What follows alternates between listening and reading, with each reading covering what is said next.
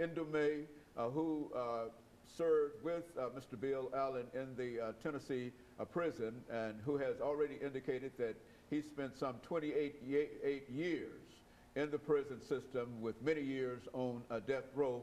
And I'm sure that he has some additional information to talk about. And we will start with him, we will follow up with Dr. Abbott. And of course, after Dr. Abbott has made some statements, we will come back and end this segment with Major BHill. And of course, let's talk about some of your in-house relationships, and let's talk about the fact that you were on the. Am I correct in saying that you were on death row in the Tennessee prison for 28 years? For 20 years, actually. I spent 20 years on Tennessee's death row and another 8 years before I was released just June 1st of last year. So it's not even been a year since I've been home, actually. So. And so you're a great inspiration in terms of what we're talking about here, because you were there and you would make some more statements in reference to. Bill Allen, like I say, Bill Allen is certainly somebody that the community need out here.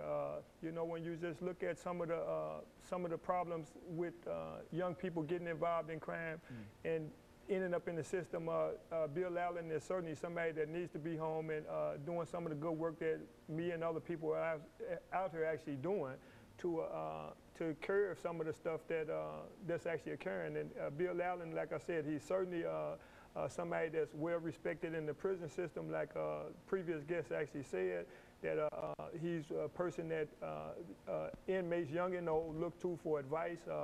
He's always got, if he don't have something good and positive to say, he don't have nothing to say. I think this is a person that you know, our community certainly needs. When you look at his situation,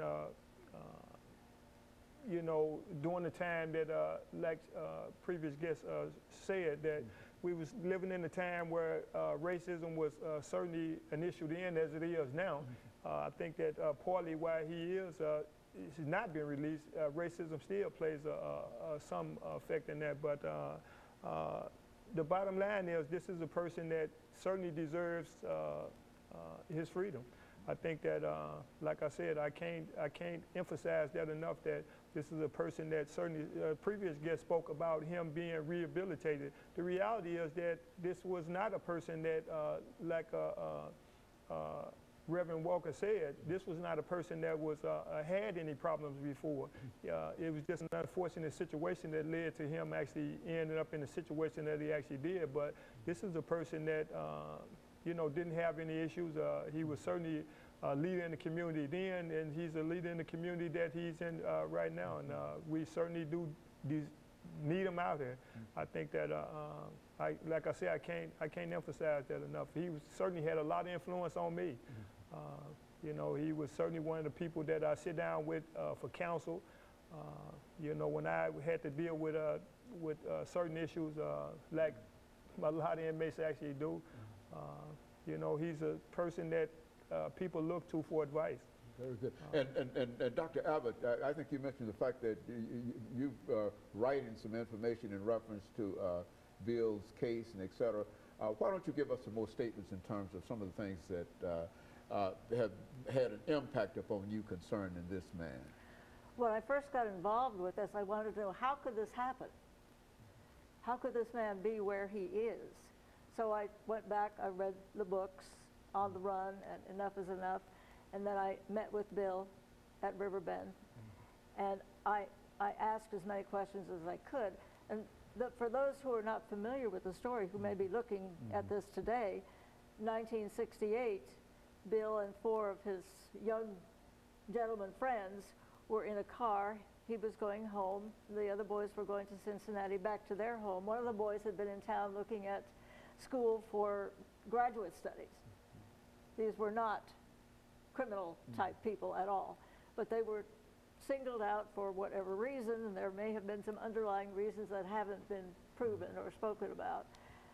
They were singled out, and there was an overreaction because of the times on the part of the policemen. The young men in the car were frightened because they had no reason for being followed, but they were being followed. And one of the things that was denied during the case was that the young men were shot at by the police, but the ballistics completely disappeared. Officer Thompson in prison, excuse me, not in prison, but in the hospital before he died, 40 or 45 days later, is that right, Major Hill? Right. Had said, yes, there were 4 or 5 shots, that they got 4 or 5 shots off. And the reason for the shooting, as Bill explains it at the time, was that one of the men went down. He thought he'd been shot because there was shooting from the police side. So that's when he grabbed the rifle that was on his way to his dad's for a gift and shot back. And all of this, of course, happened in 10, 15 seconds.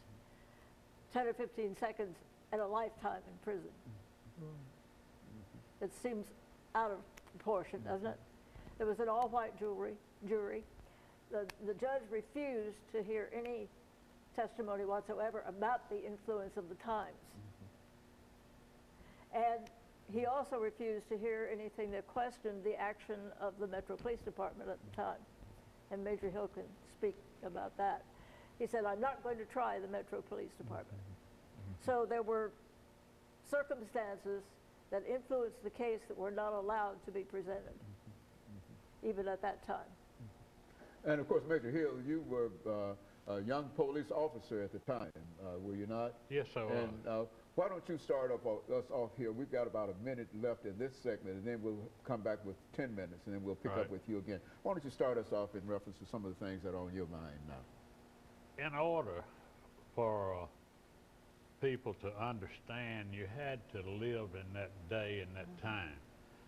You see, we did all the research we could on Bill Allen and never could connect him with any other crime, any racial group, or any foreign powders or black power people, you know, and I wonder, it makes me wonder, what is society so against him coming out into society when even his peers and the people that's over him in prison said he's a good man, he's a positive influence, and they are for him, but I believe it's politics. Okay, and of course, let us take this final break, and then we'll come back with our audience following this short commercial break.